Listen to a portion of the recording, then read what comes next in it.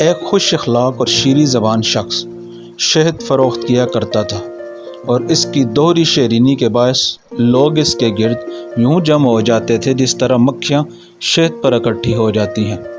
اس کا سارا شہد دیکھتے ہی دیکھتے بک جاتا۔ حاسد اس کی خوشحالی اور مقبولیت کی وجہ سے انگاروں پر لوٹتے تھے اور ہر وقت اس فکر میں رہتے تھے کہ کس طرح اس کی مقبولیت کم ہو۔ آخر وہ اپنی اس ناپاک کوشش میں کامیاب ہو گئے۔ انہوں نے ایسی سازش کی کہ شہد فروش کی خوش اخلاقی بدحالی میں بدل گئی۔ اب جو گاہک بھی اس سے بات کرتا وہ اس کے ساتھ لڑتا اور بک بک جگ جگ کرتا۔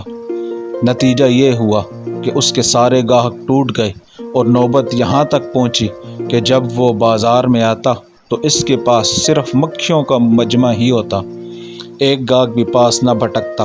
مال فروخت نہ ہونے کی وجہ سے نوبت فاقوں تک آ پہنچی تو ایک دن وہ اپنی بیوی سے کہنے لگا، معلوم نہیں خدا ہم سے کیوں ناراض ہو گیا، سارا دن بازار میں بیٹھا رہتا ہوں لیکن ایک تولہ شہد بھی فروخت نہیں ہوتا۔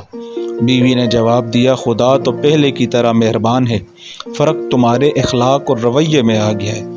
پہلے تم اپنی شیریں گفتار اور حسن اخلاق سے لوگوں کے دل موہ لیتے تھے، ہر شخص تم سے بات کر کے خوش ہوتا تھا اور دوسرے شہد فروشوں کو چھوڑ کر تم سے شہد خریدتا تھا۔